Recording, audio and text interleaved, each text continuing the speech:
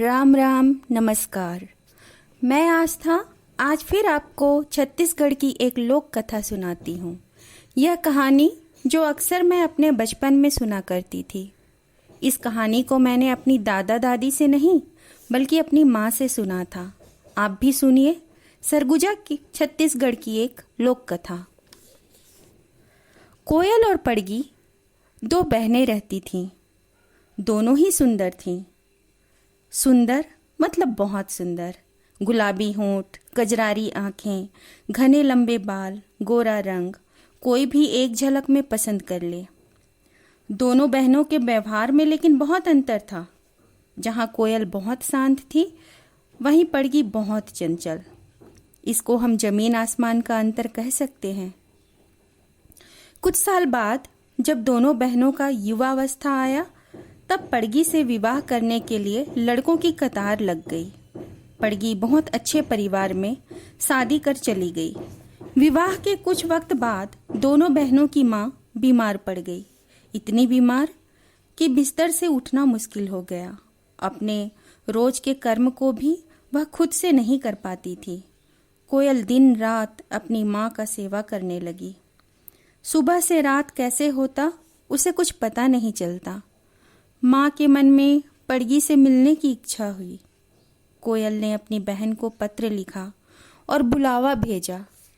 बुलावे का जवाब भी आया। पड़गी ने कहा कि अभी बाहर धूप बहुत है, गर्मी का मौसम है, कुछ दिन बाद आएगी। यहाँ माँ इंतजार में आस छोड़ने लगी। कोयल का बुरा हाल हो गया। बिखरे बाल जिसमें महीनों से कंघी नहीं हुआ था, रंग काला पड़ चुका था, उसका शरीर भी सूख चुका था। कुछ दिन बाद पड़गी अपनी माँ के पास आई।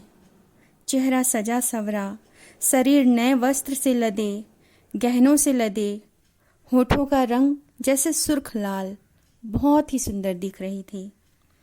माँ के कमरे में जाते ही वह कमरे की बदबू से नाक सिकुड़ने लगी।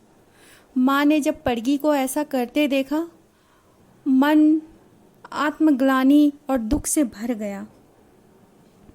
उसने कोयल को बुलाया और आशीर्वाद दिया।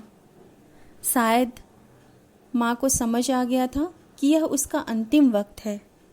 माँ ने कोयल को प्यार से गले लगा के कहा, तेरी मीठी आवाज़ सुनकर बेटा लोगों के घर त्योहार मनाया जाएगा।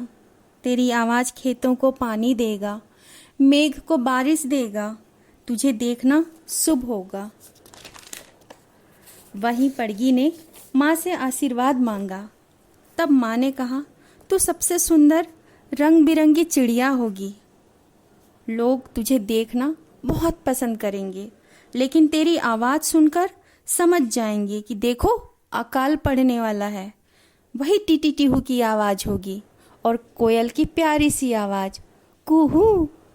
सुंदर होते हुए भी लोग पड़गी की आवाज़ सुनकर उसे देखना सुनना नहीं चाहते।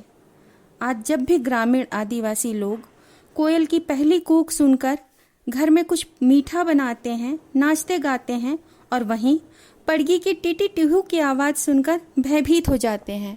उन्हें अंदेशा हो जाता है कि आज अकाल पड़ने वाला है, अब शायद इस साल फसल नहीं होगा।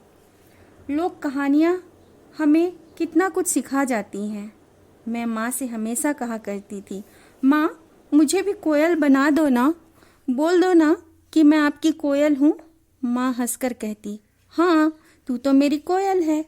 अब सवाल यह है कि कौन कौन अपनी माँ का कोयल है। कमेंट कर ज़रूर बताइएगा। आपको यह कहानी कोयल और पड़गी कैसी लगी, कमेंट के द्वारा हमें अवश्य बताएं। पसंद आने पर लाइक और शेयर करें।